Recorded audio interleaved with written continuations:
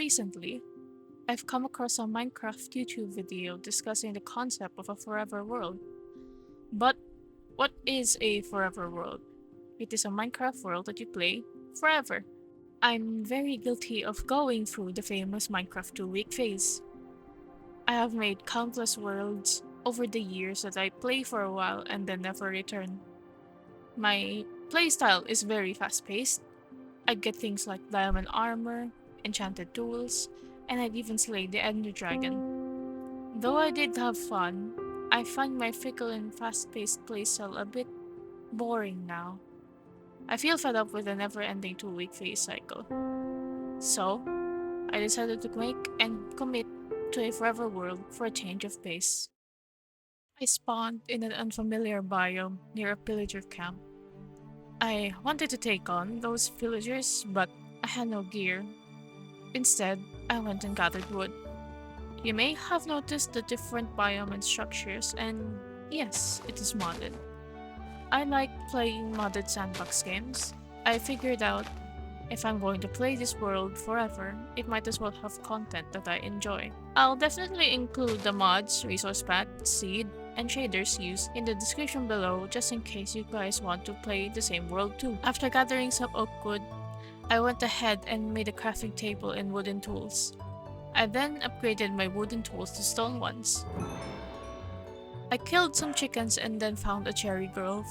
I thought about where to build my house, as I wanted to settle in a cherry grove, but in my previous worlds, I've always built my base in a cherry grove. I wanted to do something new for once. I then backtracked in search of a cave, and when I found one, I crafted a furnace first, then I cooked my food. I mined a piece of coal and a couple of iron, and after the food finished cooking, I smelted my iron. And seeing as how defenseless I was, I crafted a shield. This is where I realized that my character was glitching in the inventory GUI while holding a shield. I don't know the exact cause, but I suspect it has something to do with the fresh player animations resource pack I had installed. I went back into the cherry grove at the sunset.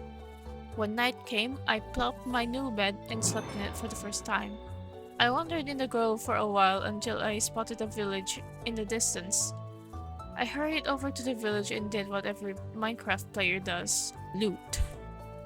I entered this spacious home that had a chest inside. I opened it, and inside were emeralds, papers, sticks, a compass, a bundle, and leather boots. I took those and also broke the bookshelves for a future enchanting table setup. Using the compass and book, I crafted an antique atlas. This allowed me to see a map overview of what I've explored so far, and I decided to mark the village so I would be able to find it again in case I went exploring. After that, I went outside and, me being a loot goblin, I scoured the village for all of their chests. I eventually settled in a house, setting down my furnace and crafting table. Then I went to bed. I awoke to a new day and immediately went outside. I discovered another village in the distance. Curious as to what this village contained, I marched forward. The first thing I did was approach the lone farm on the outskirts of the village. I took a carrot and an onion. Taking the onion granted me the advancement Crops of the Wild. The advancement belonged to one of my favorite mods, Farmer's Delight. It's a mod that spans farming and cooking. It includes items such as a stove, a skillet, and even a cute little knife. I then entered this strange house with some weird blocks called rich soil. Upon picking it up, I was granted the goal, plant food. Rich soil is a block from Farmer's Delight that speeds up the growth of plants, but if you place a mushroom, either brown or red, it grows into a mushroom colony. Depending on its growth stage, it drops multiple mushrooms. Next up, I visited the keep of the first village that I found. I noticed a barrel on the ground and opened it. Inside was a crossbow, enchanted with piercing 2 and a raking 1. I also found arrows and a rabbit's foot, along with some other materials. I checked the chest by the anvil and I was shocked to see 4 diamonds sitting there. I could hardly believe getting diamonds on the second day of my forever world. I wanted to take things slow in this world for once, as I previously mentioned, I had a notorious streak for rushing the game. But still, I took the diamonds and jumped in joy.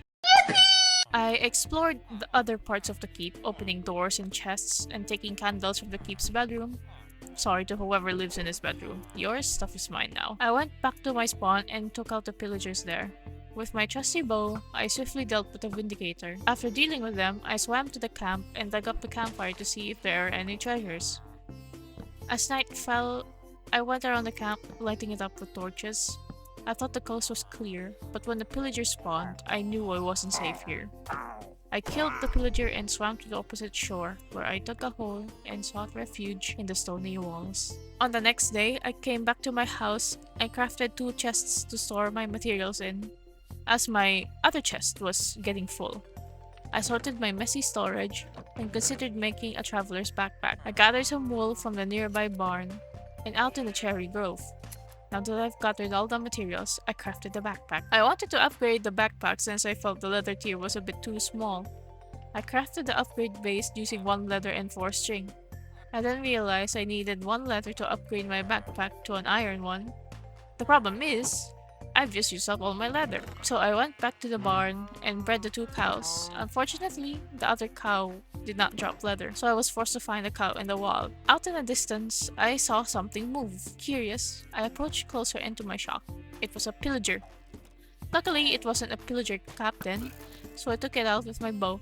However, the guy had friends, and a couple of pillagers appeared near me as I was going back home. I didn't know if there was a captain, so I ran. I didn't want to risk getting bad omen and possibly start a raid. I was unprepared and my gear alone wouldn't help me stand my ground against something strong like a Ravager. There was also a Vindicator, which I am not going to deal with today. I ran as fast as I could and arrived at the village by nightfall. I slept in my bed, sleeping soundly, knowing that I outran those pesky pillagers. Okay, so from here on out, the recordings got messy. Some of my footage was corrupted and unusable, and I forgot to tweak back some settings in OBS when I was messing around with it. This resulted in my audio not being recorded, which kinda sucks. The next day, I went out to explore because I wanted to find a place to build my house. I was kind of tired of the villagers stealing my bed. I found a ruined portal and probably the most insane thing of all, a pink sheep. A pink sheep spawning in the wild is rare. I mean, really, really rare. According to the Minecraft wiki, a pink sheep has a 0.164% chance of spawning and 0.1558% for an adult and 0.0082% for a baby sheep. I got excited, so I picked it up and put it in a dirt hole for now. Sorry, sheepy. I traveled back to the village to get my stuff. I was thinking of setting my base there where the pink sheep was. So I got sidetracked and ended up going somewhere else. I found this beautiful beach with seashells that I eagerly picked up. I sort of changed my mind and decided this is where I want to build my base as it matches my Minecraft avatar's ocean aesthetic. My Minecraft avatar, Tallulah, is a guardian hybrid as evidenced by her turquoise scales and orange spikes. Why is she a hybrid? Well, that's a story for another time. Off in the distance, I saw a shipwreck poking out from the water. I sailed towards it on my boat and looted its contents. I found this absolutely adorable axolotl rubber ring. It had a unique armor texture. While I adored this armor piece, it didn't provide me with much protection, so I stashed it away.